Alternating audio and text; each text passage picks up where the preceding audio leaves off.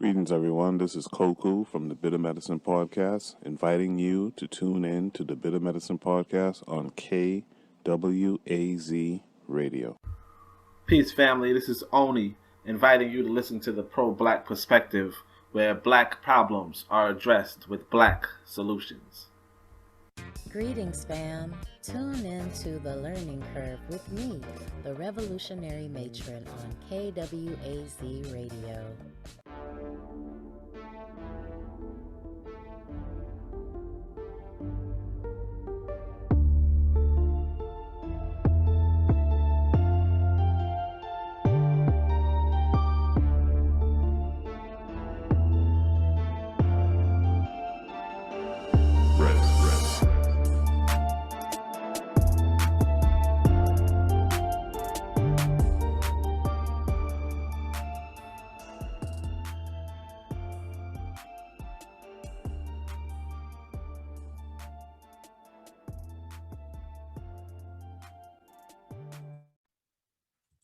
All right, welcome to the 13th episode of our interview segment of the Harsh Reality Podcast. And in this segment, we look to bring on professionals, influencers, scholars, and any knowledgeable, interesting individuals to tell their own story and also hear their unique takes on the news of the day. And personally, I think it's more beneficial and insightful to hear a listener's perspective rather than the traditional question and answer format. So we're going to keep it real, real copacetic around here. We're going to keep it real barbershop type talk, right? So firstly, let's shout out the Melanated Conscious Society, MCS, headquartered in Jacksonville, Florida.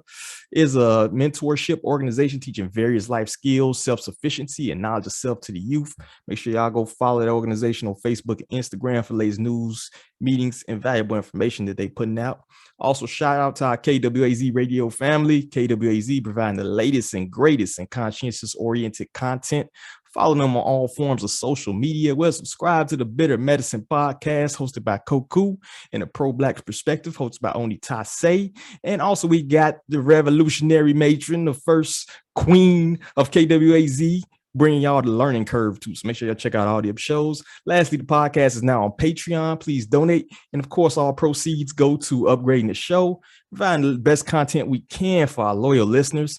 And also looking those drop like a suggestion, maybe, reach out to be a guest on our present series. Drop us an email at theharshrealitypod@gmail.com. Now, without further ado, let me get to my esteemed guest.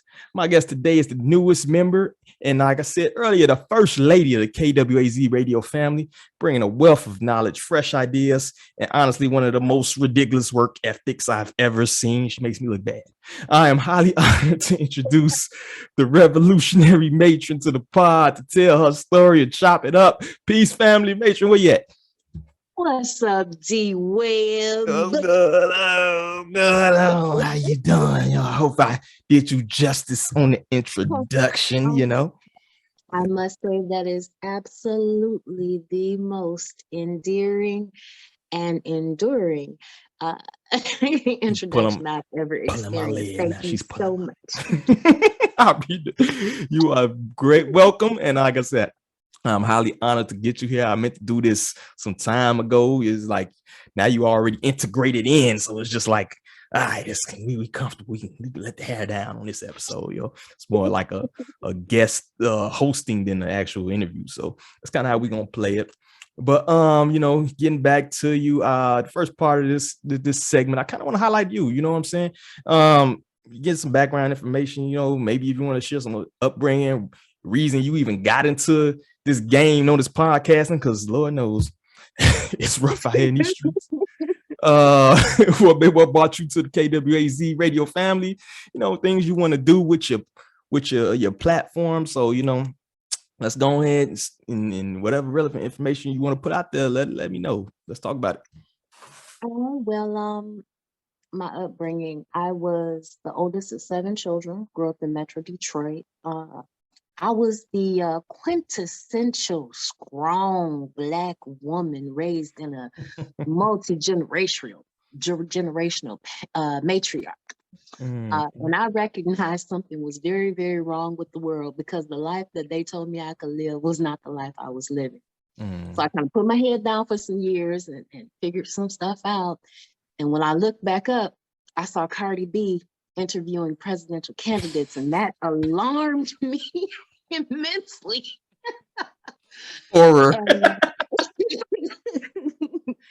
And no cap or anything like that, but that alarmed me immensely because that meant that the bard or the celebrity was still the person we were looking to for intellectual content, discourse, and relevance. And that's what got me into podcasting here at KWAZ Radio. There are a lot of different places that do it, but at KWAZ Radio, I think we do it that in a way that does the most good for the most Africans.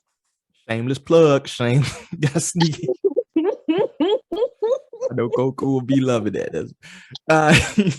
So how did you hook up with Goku and were you already had a platform and it had been putting it out there, or was your first show actually on KWAZ? Oh, my first show was actually on KWAZ Radio. I actually started listening because I was looking for a book club for Oni Tase's book. You about to hear a whole bunch of shameless plugs. My story sounded like one that was written in the stars. We'll get into that a little bit later. My mom's house burned down a few years ago. And when her house burned down, I was in the process of gathering my book collection back together again. Some of those books were not available. So I was just like, okay, Black conscious authors. And I found Oni Tase. And I was looking for a book club to share this book with and to share thoughts about the book because I like doing that. Mm-hmm. And I couldn't find one, but I did find the Bitter Medicine podcast. And then I found the Pro Black Perspective and I started listening, and I listened for a while and I was like, yeah, they need a couple other things over there. Not so much because I needed to do it, but just, the station could always use more energy, but it was good. I was like, maybe I could do this. And, I played with that idea for about 6 months before I saw Cardi B on TV interviewing a presidential candidate. And I was like, I'm gonna go here. So that's how I came to KWAZ Radio. That's what's up. Hey, she did something good. Shout out to Cardi, yo. You one way or another, you inspired. It kind of gives me a thought too, because I know a lot of great fathers that's come of my generation, right? And a lot of these people had like absentee fathers, right? And it's like that absentee, that neglect or whatever actually inspired them to be better fathers, right? So sometimes the energy that's put out there, it transforms into something good. You know what I'm saying? So like you telling that Cardi B story kind of remind me that like sometimes, that karma sometimes flips, sometimes it turns into something positive. So when you got people out here who maybe not, putting out a good quintessential image of strong Black feminine energy or whatever, or maybe it's a little bit twisted, whatever, that kind of inspires people like you to, come about and like say, we need a better way. And that also gives me, hope, because it's like, there are people who want to put in work. You know what I'm saying? There are people who see problems and try to create a solution. They don't just complain about it.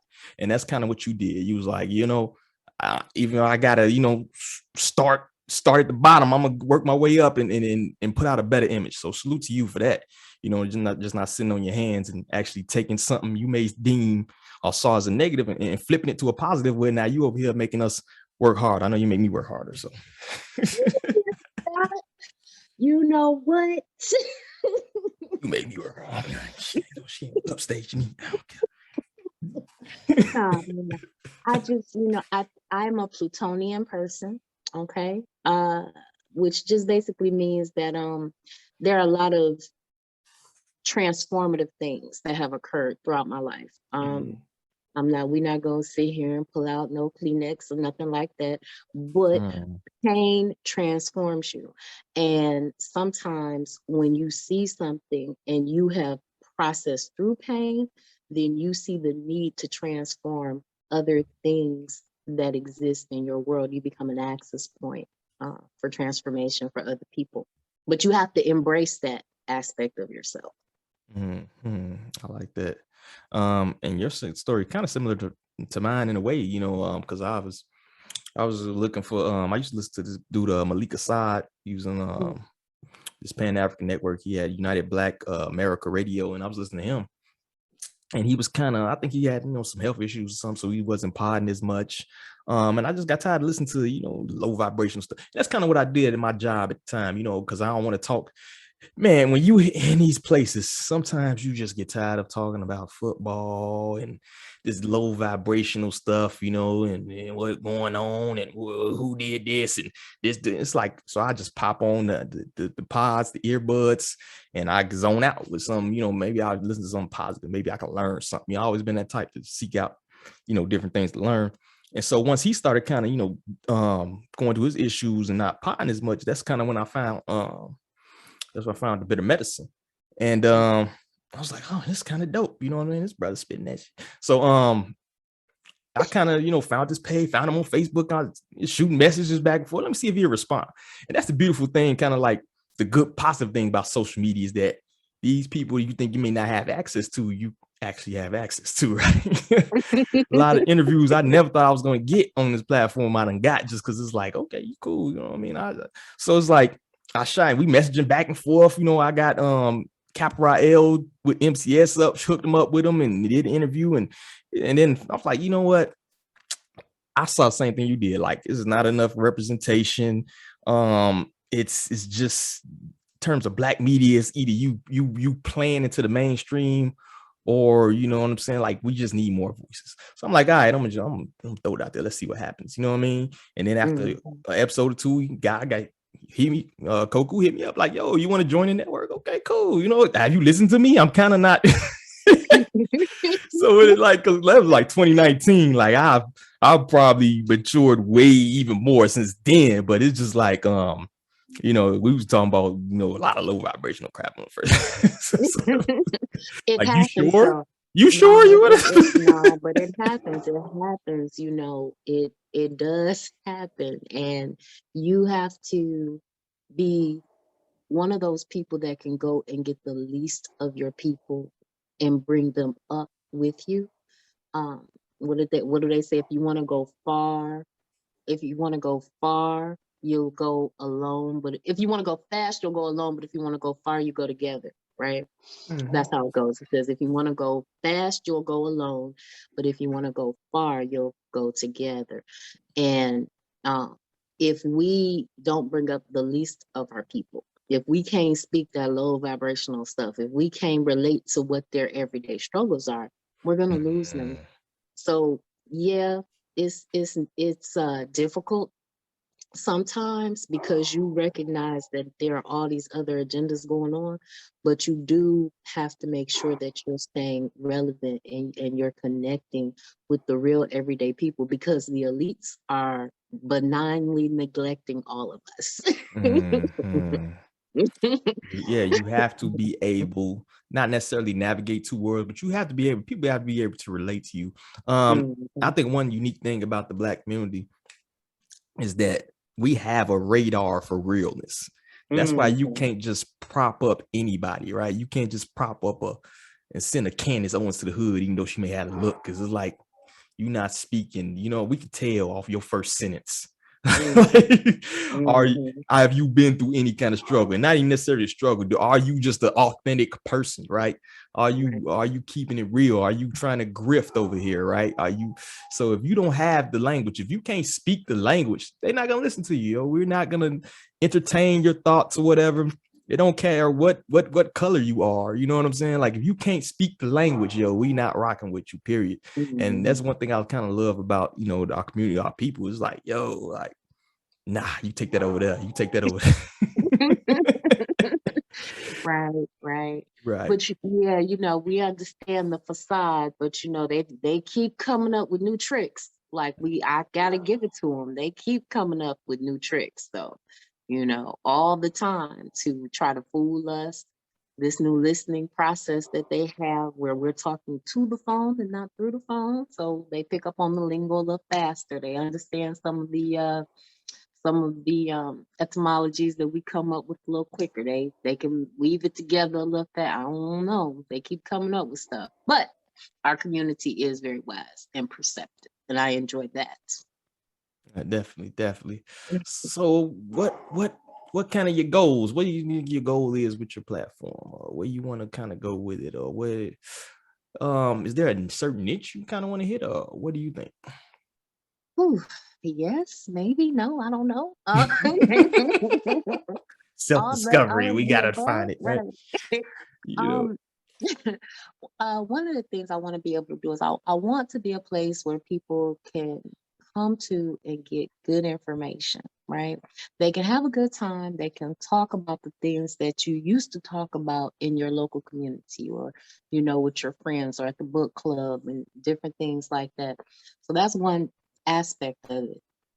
But I also want it to be a place where we actually uh, communicate what's in the books, or communicate the message behind the different folk tales that we've heard and listened to forever, because that's been almost lost to us as a community. When I look around and I think about different messages and how those messages are communicated, and the prevalence of frenemies with young people, and even in our adult relationships, I feel that there are some fundamental messages that are true for us at all times that's missing. So those are the things that I want to do.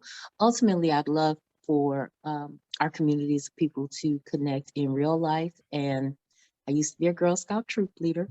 Uh, so, Tidbit. but but but the thing about that is that it's doing it within their paradigm instead of within our paradigm. It reinforces values that are not holistically useful for us. So I'm in the process of implementing a set of principles and values that will be more beneficial for us, so that we can have like family groups or family troops, and we connect and do different things. So that's my goal. Pretty dope. That's lofty goals. I like it.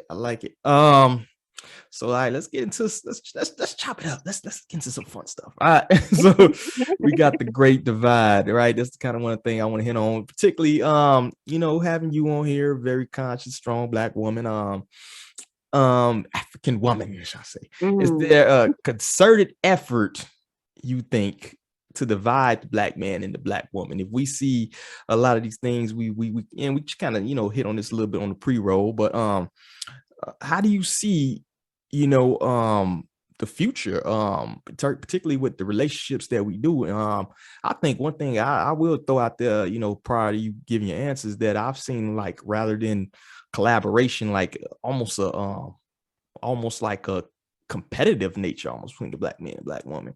Now, is this regulated just to social media? Is this something you see out there? And do you think it's an effort to divide us? I think that there's definitely an effort to continue to divide and break down the Black family. Like, they sold us rugged individualism, and we believe it more than they do, right? And I really believe that the continued destruction of the Black family unit is the only thing that holds their society together. Even in my real life, I see and experience women who are multi-generational single mothers. I see women that praise themselves as being the mother and the father, not recognizing the physical manifestation of masculinity in their lives.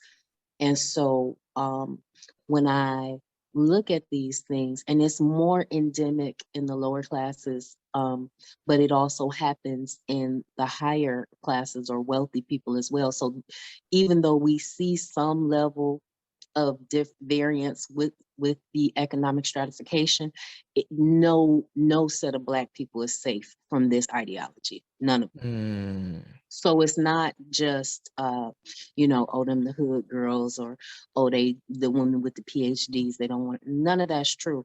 What has happened is that they have created a false African center, a false African in the Americas, and we're dating and relating to those people, and everything that at one time would have been beneficial for us to connect with our actual African identities and our mate has been perverted. The church, the club, the schools, the job, all of the places where we used to meet and hook up and actually almost vet a person, those tools have been perverted.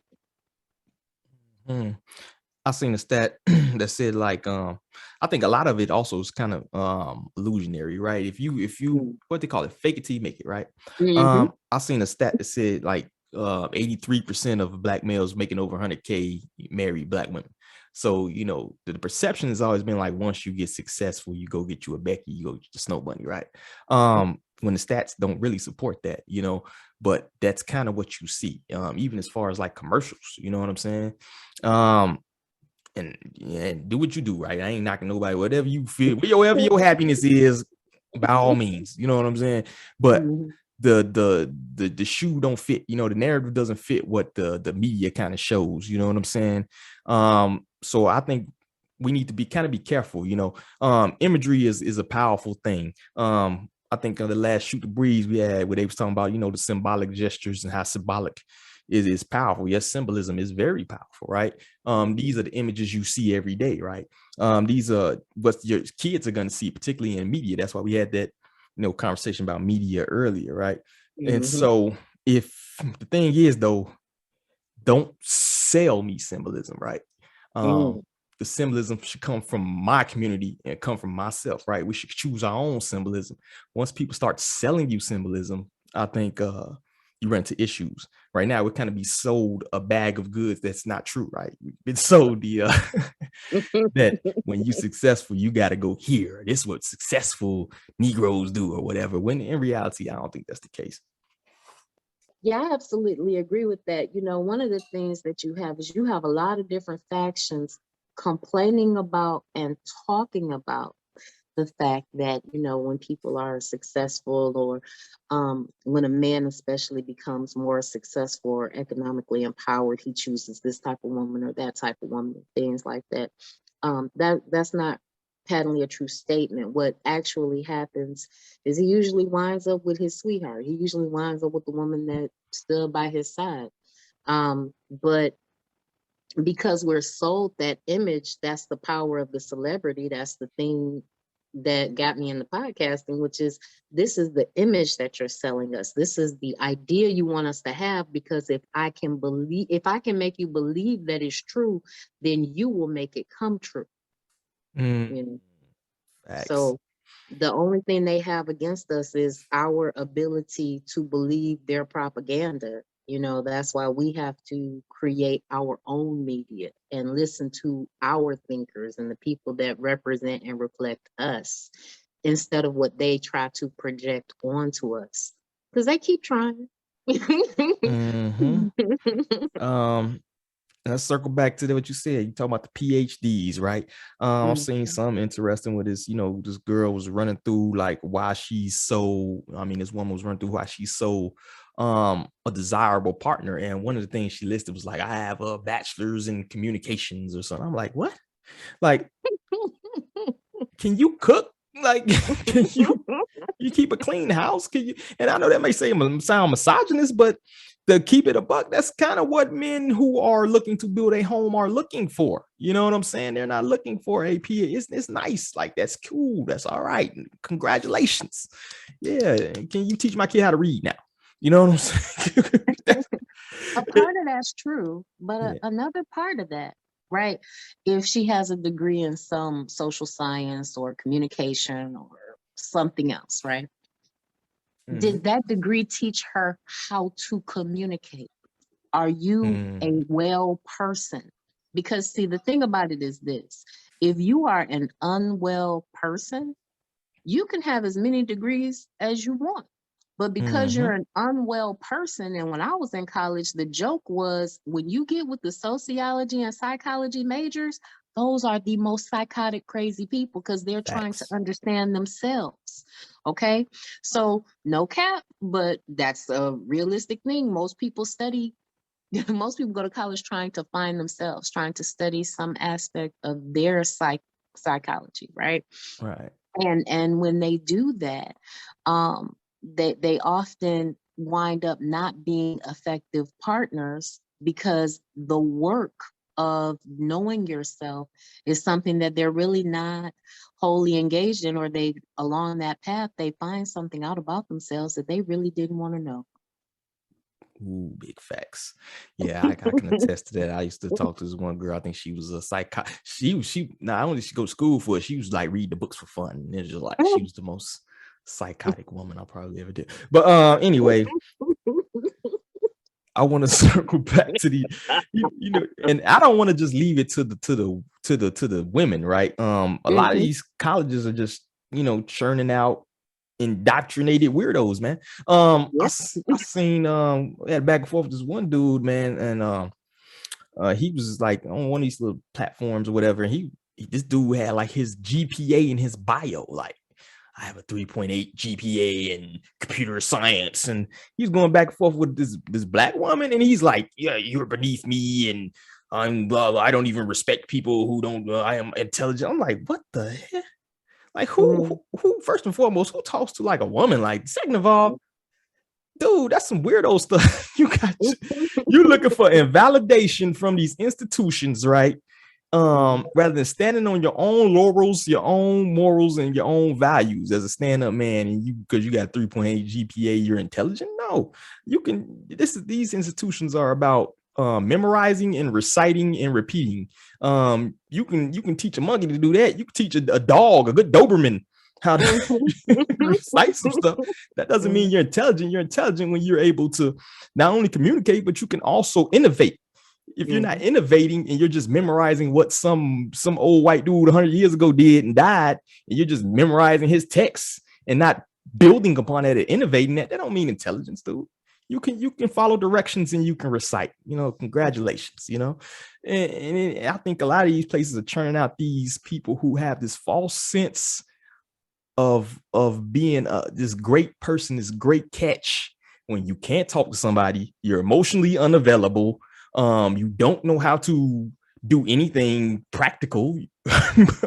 Can't burn water, can't build a cabinet, can't, you know what I'm saying? But you think you're a great catch because you got a 3.8 GPA in computer science. You know, it's like, okay, dude, like we need to get out of that. We need to get out of that because that's not gonna do anybody any good, yo. The schools, like I remember high schools, when I went to high school, man, they still had like I went to technical high school. They still had home ec. You still had wood shops. You still had it was even this class to teach you how to budget. I forgot, it was like economic, family economics or some crap. And it was like all of it is gone. Now it's just college prep. We're gonna teach you how to take a standardized test. So I think part of that is part of the divide is that we just lost all sense of like home life, practicality, do for me, do for you type stuff to me. Yeah. When I was in high school, we had home economics and we had social etiquette as classes. Okay. Now, social etiquette is exactly what it sounds like. It shows you how to have a basic level of respect for all people, all human beings. It wasn't some tree hugging earth walking adventure. I live in the Midwest. Okay. I told you I grew up in Detroit. But it was the idea that, hey, you shouldn't accept a date from a guy that you're not interested in. And you know what? You shouldn't have sex with a woman that you don't believe you want to create life with. And we talked about this when my senior year of high school. Hey, if you're out on a date with someone, you should let them order first. And when they order, you should look on the menu to make sure that you don't go above and beyond that particular amount. Now, it's not that these are hard, fast rules, but these are social considerations that are missing from our society today. We think that the pass that we get, having processed through an institution that was never meant to serve us, right, is something that now validates us, and it never will, because that's not ever what it was supposed to do.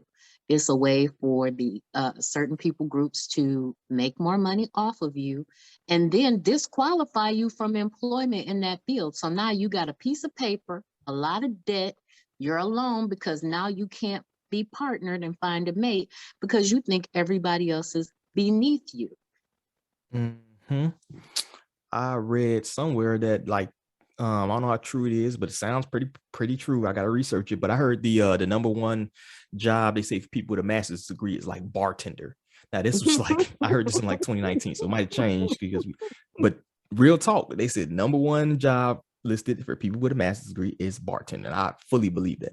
A lot of times when you get these advanced degrees, matter of fact, you're overqualified for most jobs. They don't even want to hire you because now we got to give you this salary that's goes with your so either you got to or you're gonna take a big pay cut, and now you're over here disgruntled because you went and spent $60K to get this master's degree, and you the manager at Target. So it's like a lot of times it could be a hindrance to go out there and get these super advanced degrees.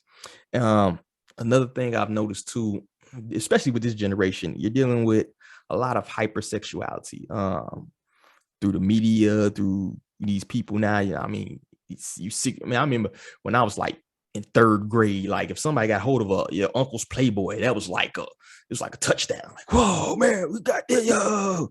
Now these kids can type into a computer and see whatever perverted thing they put their mind to, so you have a generation that's grown up with this access to, this hypersexuality, through media, through everything else, and they develop that, right? So, one thing I noticed is that like the bar kind of so low that if you just genuinely go on like a cheat, it could be a cheat day, it could be a date, and you don't try to sleep with that woman before the end of the night, it's like she's like enamored with you. It's like, what's up with this dude? He actually shows her respect. And I don't even think these young dudes even recognize that. A lot of times, we dabble in these Twitter spaces and all these other things. And I've seen one where it's like, dudes talking about like, yeah, you take a chick on a date, like, who, that's some simp stuff. These chicks out here trying to get money and get you taking the roof, Chris, blase, blase. And it's like, first of all, who y'all dealing with? And secondly, like, what happened to men? Like, like taking a date has just become like the most unmasculine, terrible simp thing. It's like, what?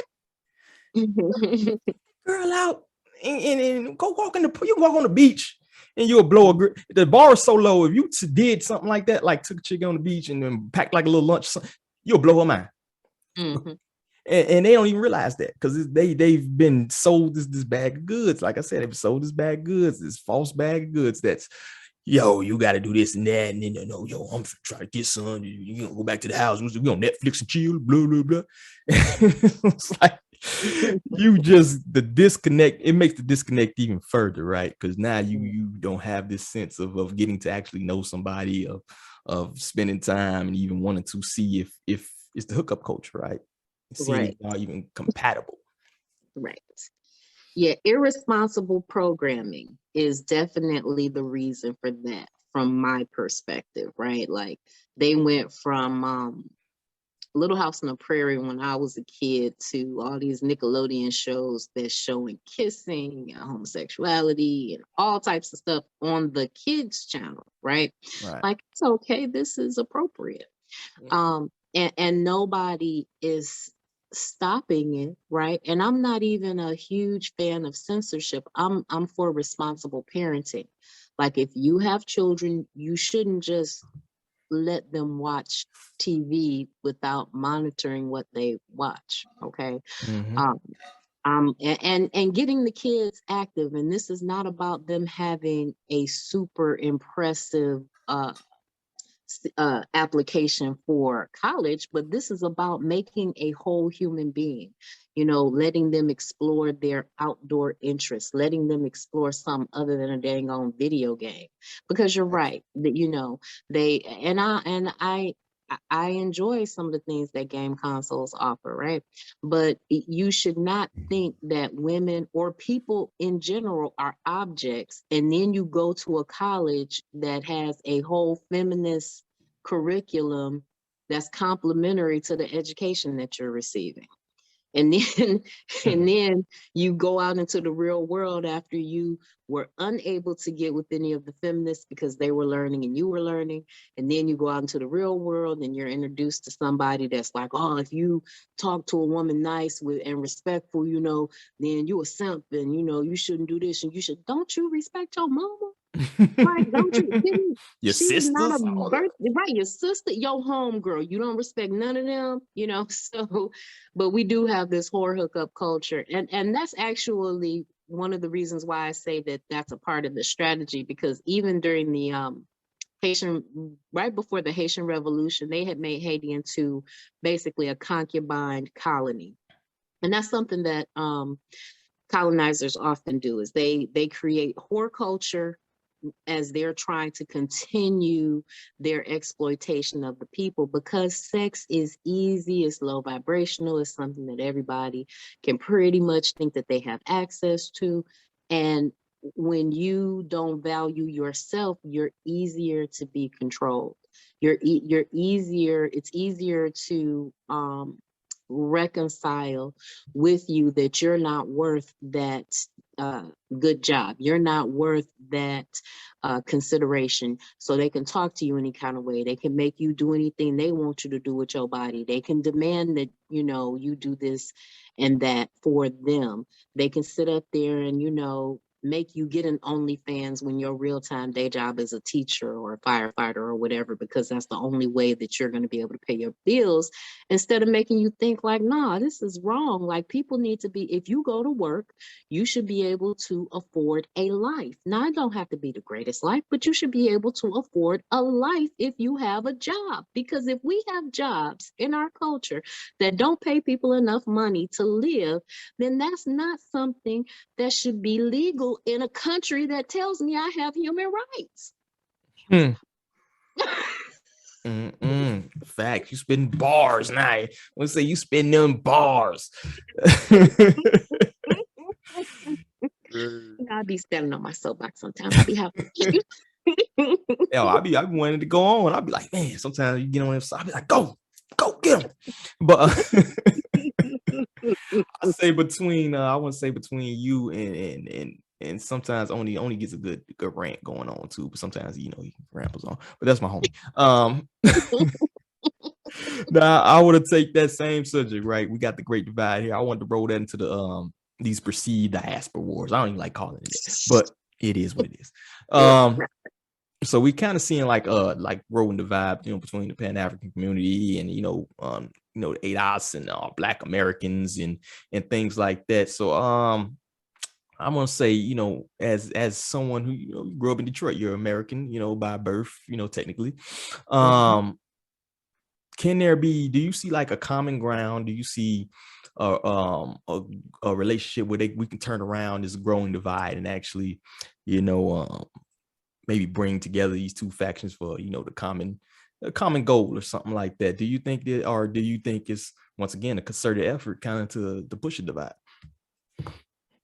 So, in regards to this process, this is where we have to recognize that every government in the world, literally every government in the world, has an incentive to keep us apart. And like any relationship that you see the value in, you work hard to make it work. And there does take some consideration and some understanding and communication on both parts, because there are going to be people on both sides it's like they're lost, right? Like in any movement, in any ideology, in any identity, there are going to be people that's like, nah, like, you too far gone. You really just want to be a white person. And we have a lot of those people, right, on both sides of the spectrum. We have a lot of people on the continent that really just want to replace the colonizers. They've already been neo-colonized, and they're like, well, if I partner with these people, then I'm going to be in a better place.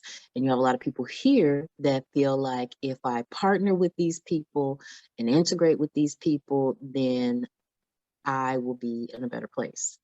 The Diaspora Wars is because really there are two people that are hurt, and they are both talking about what the pain is, but neither one of them understands, because why would starting a fire be pain? Or why would me hugging you hurt? Well, if you got thorns, and you Wolverine, that's painful, you know.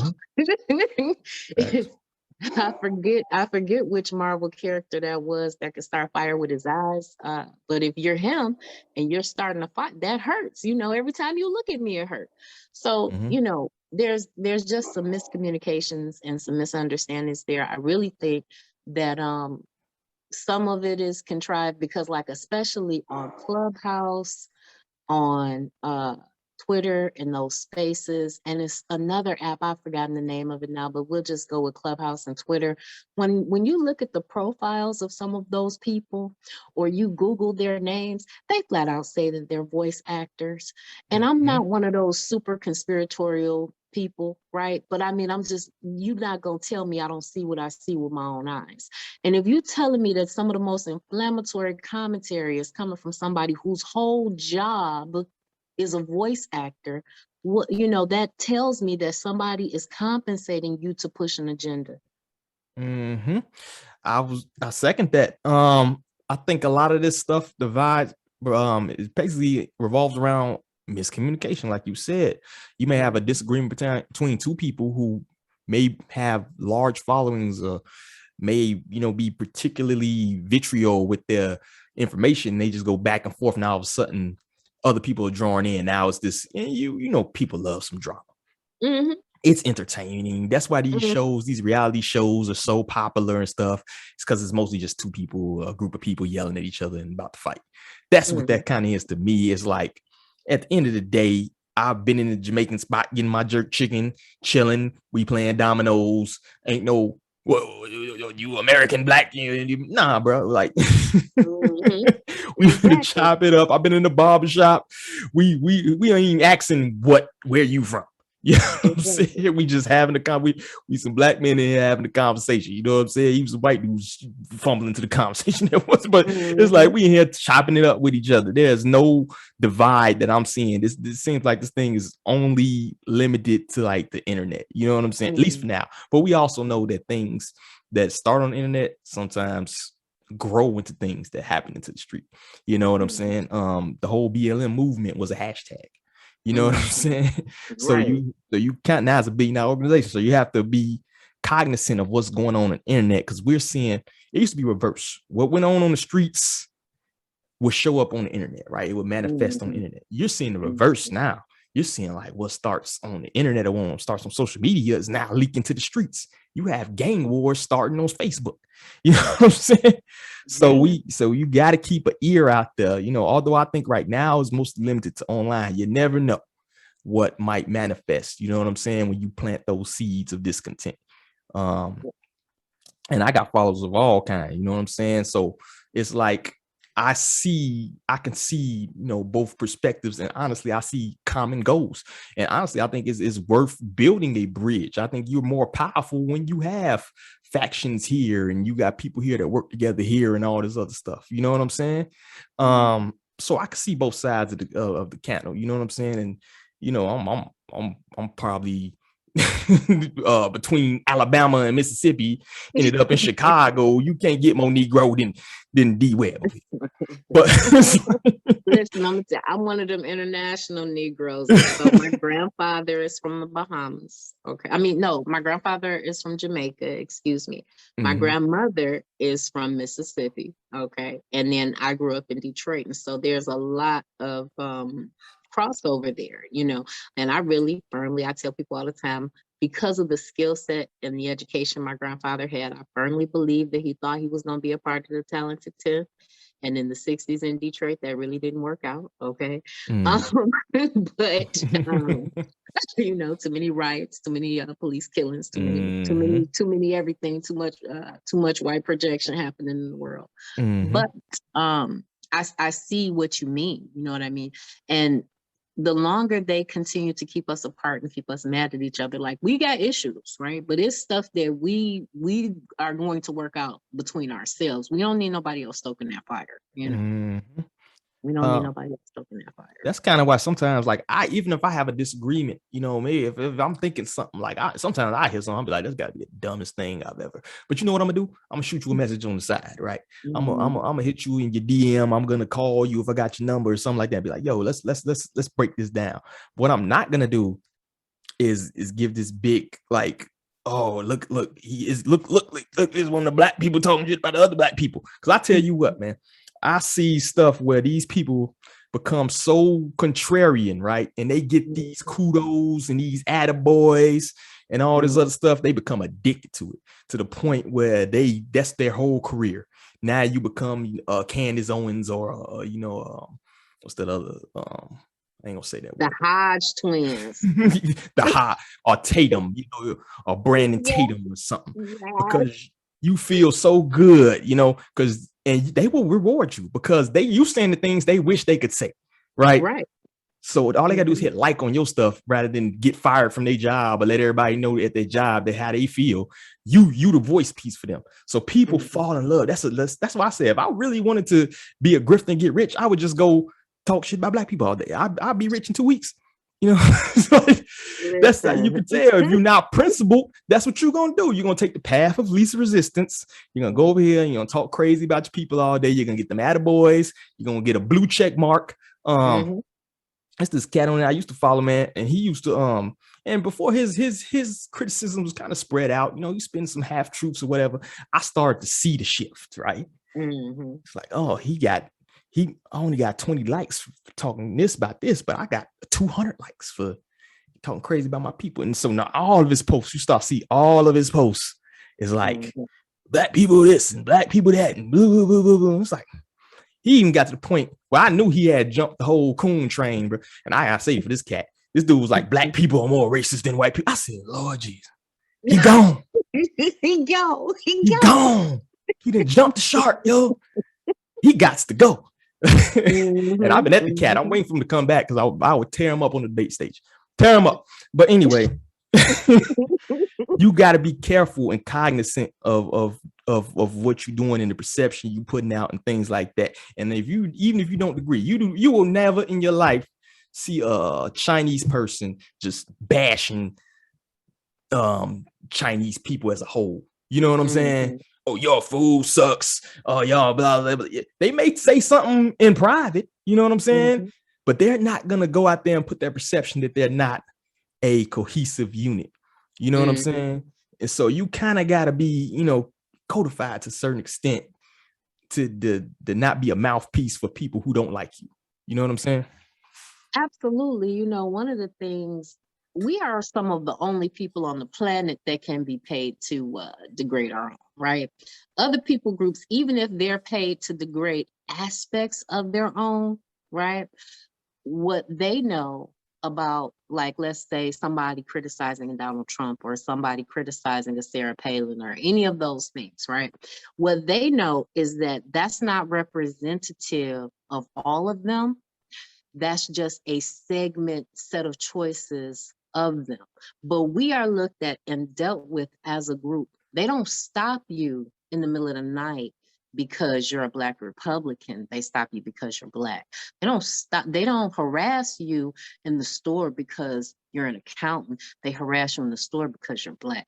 They don't look at and treat your child differently in school, talking about power dynamics in school that your child just has to figure out and work through because you're a CNA or because you have you're a member of the NRA. They do that because your child is Black. And at the end of the day, we are treated as a monolith. And the more that we continue to see each other as small segmented groups, the more we're going to do harm to ourselves and to our community. Big facts.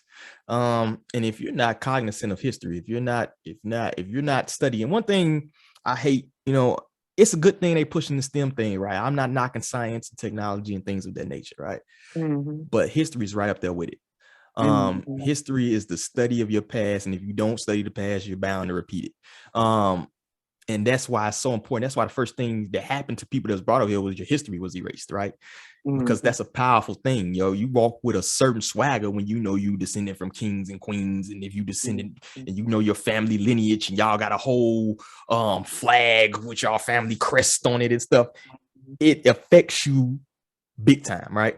So that's one thing that they did. That's why the nose is shut off the Sphinx, right? It's because you don't need to know what you built and where you come from. No, erase the history. First thing they do. And even now, you know what I'm saying? That's I'm not even in favor. Like they taking all these statues. No, leave them statues up. Why you leave Robert E. Lee up there so you can see what's going on around here? Because in 100 years, they're gonna tell you use an indentured servant. Your people came over here, they was happy, they was farmers, and they was building, and they gonna believe it, you know. And then and then it's a lot of these people, man, a lot of these new blacks, you know, a lot of these people are trying to push this post-racial identity thing.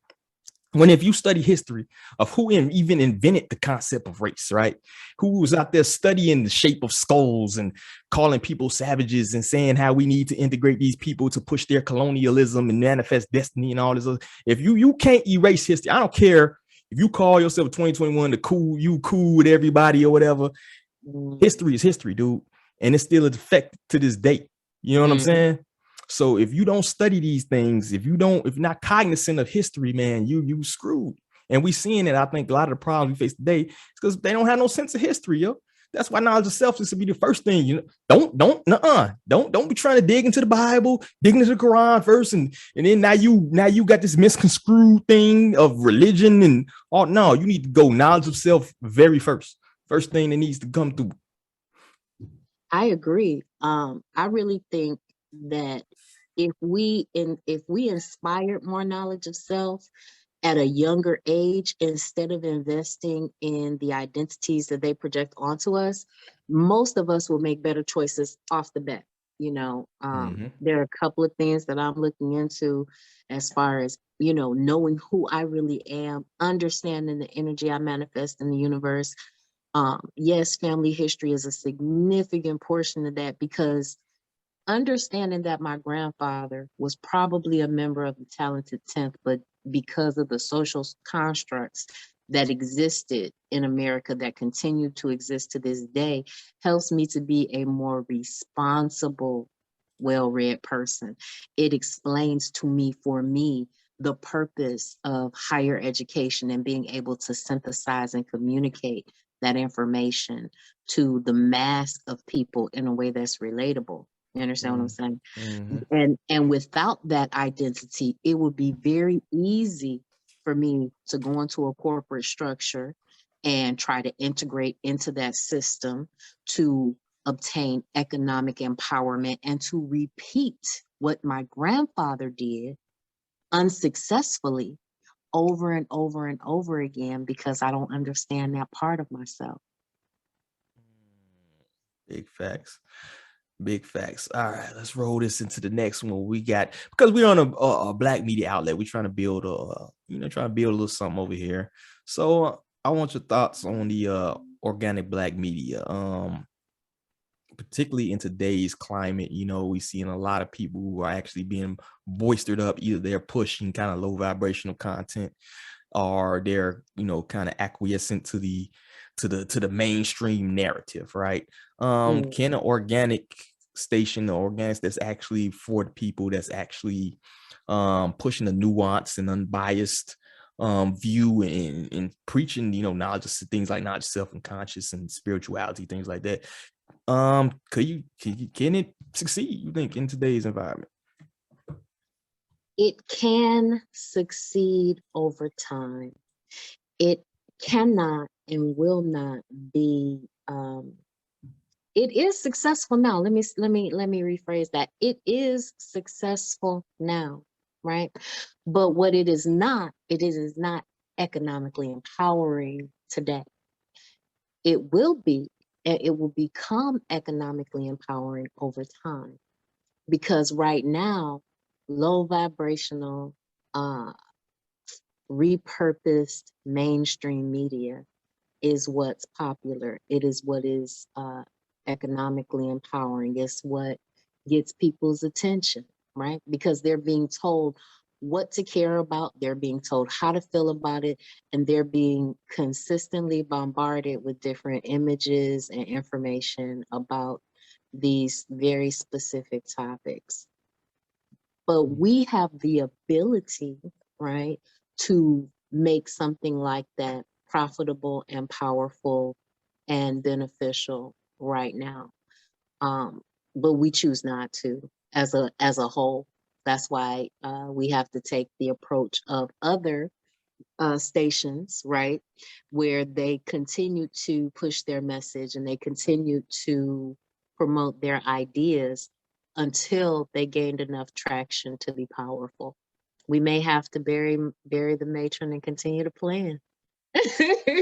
We ain't burying her. You gonna get Over time. Yeah, I'm just saying, we you gonna know. grind this up. But look here, if Tariq get a meal, we can get a couple hundred. But Right, but you got to think about it, okay? Tariq has been nurturing a brand for over 15 years, right? True. Like, and I'm not, and actually, I think he's been in media overall for over 25 years, because wasn't he like a rapper and he was in strip club? Like, it's been a minute, right? And so NPR took about 20-25 years to really pop off. I'm just saying, we need a couple of people that believe in us, this, wealthy donors. I'm welcome to insure some old folks,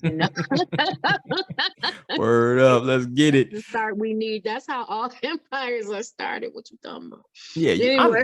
honestly, you only need that one retweet or that one repost or whatever to do it. I remember back when I was doing the hip hop thing or whatever, I had the website, and I did a review of somebody who was Mike Will. I made Mike Will album, I don't got like 90 followers on the damn, but I'm like, ain't nobody really gonna read it. But I'm putting in the work on the media side, and dude like read the thing, reposted, like, oh, cool site, man. I like the review, blah, blah, blah. And bam, I got like 20, 30 followers. I'm like, oh, snaps, So you never know who eye you can catch or who's listening, who's out there low-key supporting, and might feel like even something as simple as a tweet or a repost or a Facebook post of your platform can do wonders. A lot of people just got on with a viral moment, a viral video of them saying something very insightful. So that's kind of what you got to do. You guys just got to keep going. You got to believe in yourself, I believe, and you just got to keep it pushing and be authentic. People can tell fakeness off the rip. And when you trying to imitate somebody, I think, or when you trying to, oh, this is popular up here, so let's do that. That's when I think you're going to get buried among the sea of pretenders, right? But when you're authentic self, I think people will eventually hear that. They will hear that authenticity. They will hear that different voice and the belief in yourself. And when you believe in yourself, it permeates throughout. You know what I'm saying? So, absolutely, yeah. Yeah, so the average podcast only make it seven episodes. I think I realized it went. So you got billions of podcasts, right? Got these billions, the vast majority on seven on average episodes. I think this is the 13 of the presents. I got about 28 or so. I don't even know. I gotta ask Rye. Episodes of the other joint, right? And it's like, okay, something gonna pop, something gonna bubble eventually. You know what I'm saying? So, and honestly, I don't think your start is man, let me tell you something. I think I was talking to my mama and my cousins and them on the first like 2-3. So it's like you just gotta stay diligent, man. It's really, it is actually work, man. But when you doing something you feel is beneficial, you doing something you feel as though impactful, you doing something that you kind of enjoy, it ain't too bad, Oh yeah, no, it's not too bad at all. I mean, I do this for free, you know what I mean? So I really like what I do. I really like my audience, the people that do support me now and that will support me in the future. And I enjoy the fact that I can even involve my niece in some of my PG shows and things like that. you Oh, know. yeah, I saw the videos on the YouTube. I was like, oh, what's this? Look at the little cute thing on there. Yeah, my baby. I'm my baby. You know what I mean? That's when during our Girl Scouting days, we do science projects and stuff like that. She has a channel too. But you know, she's doing her own thing. But I enjoy the fact that I can do all these different things. And I can be of service to the community. That's really my larger goal. But you need people that are money conscious and aware of how to market, and you need a whole team, you know. And Mhm. so when it's just you, it's just like, I'm doing this because I love this. Yeah, facts. I had to learn on the go. I tell you, I went through like a digital personal assistants. I done went through, people who come on and say they're gonna do this in the third, they leave after like 4 episodes, things like that. So it's like, oh man. So and when you're the one believing in your vision, when you're the big one believing in your vision, you're gonna go through a lot of people who don't see what you see. And they there for, whatever little, followers they can get out that, or whatever little fame or satisfaction. Then after that, they gone once they don't see the big come up. So, that's something you gotta be cognizant of that. And then, that's part of the game, I guess, you know what I'm saying? I'm starting to get used to it at this point. It's like, all right, we gotta switch it up again. Let's do it. You gotta do what you gotta do, but once you see your vision, if you can see your vision, then ain't no stopping you, yo. You just gotta keep going, man. You gotta manifest that junk sometimes. I'm digging my spiritual bag. You gotta manifest it, Yes, yes, yes, yes. Yeah. You need to connect with the right energy source so that you can pull it out of you. Quit playing. And Mhm. sometimes it's just the right moon transit. I'll be in my spiritual bag too. So, just. Yeah, I know. I see you. I'll be seeing you. So, all right, let me. I done had you for an hour though. So I wonder, before I get up out of here, man. I know you kind of hinted. Let me know what you think is next. We got 2022 around the corner, right? What do you think? What do you see? What do you vision? What do you think you want to work on next year? Just whatever you got, brainstorm with me. What you got? All right. So it's two big things that I would really love to do. Three. The first one is an actual dating service, like a matchmaker, somebody to help guide people through the dating process, because it is difficult, right? Mm-hmm. And if you don't understand yourself, right, then you'll never connect to the right someone for you. So that's one thing that we're looking at doing through human design, play on words, HUE man design. And it just helps you connect. The second thing is getting these kids, because what we're looking at right now is neglect of our children in a way that we can't really address. The kids aren't in school, and when they are in school, they're at risk. And then parents, of course, have to work, but they don't have any safe functional activities for them. So whether it's online, or we do some live streams, or we do some in the real world connections, that's the second part of that. And then just helping KWAZ radio and supporting our initiative to be black the black news radio network that we need to be. So you guys, come on in, and connect with us so that we can so that we can be the people that deliver the news that you need to hear. Because just because you read the story doesn't mean that you get the African centered perspective of the story. Word. Mhm. Come on in. We'll put you to work too. We need. Yes. We will put you. Look here. I don't feel like posting all the time. If you're a social media savvy man, feel free to reach out because we will put you to work. Yeah, so that's all I got. I appreciate you coming on to the platform, gracing me with your presence. It's always a good time when I get to talk to you.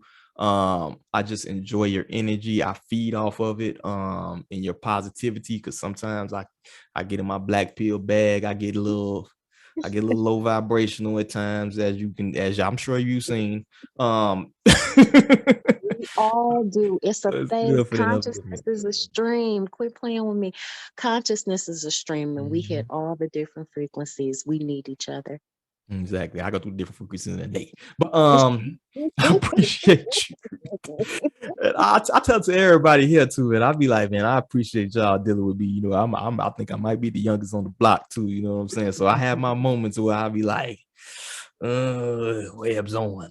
But y'all bring me back, you know what I'm saying? So I appreciate that. And I do appreciate you because, like I said, once you came on, man, I kind of got that big surge of energy to want to, build more and do more and things like that. So it's kind of infectious once you get that big surge of energy. And of course, we're gonna keep this train moving, baby. That's all I got. So for the last one, I want you got anything you want to plug? YouTube, anything, your events, social medias, whatever you got to plug. I'm gonna sit back and listen. You let it go. This your minute.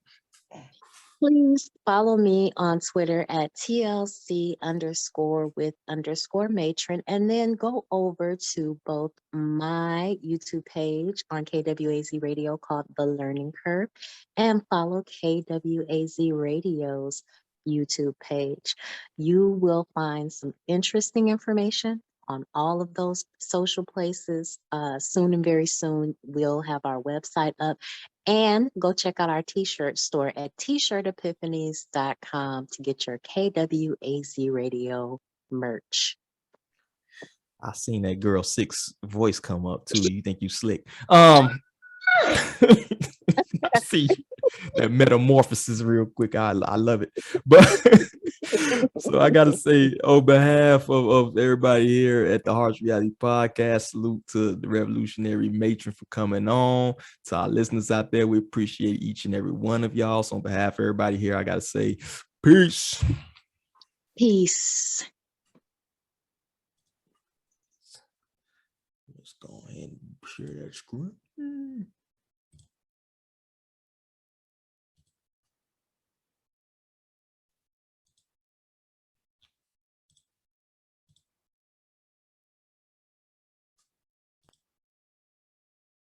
Greetings, everyone. This is Koku from the Bitter Medicine Podcast, inviting you to tune in to the Bitter Medicine Podcast on KWAZ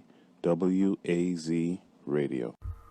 Peace, family. This is Oni, inviting you to listen to the pro-black perspective, where black problems are addressed with black solutions. Greetings, fam. Tune in to The Learning Curve with me, the revolutionary matron on KWAZ Radio.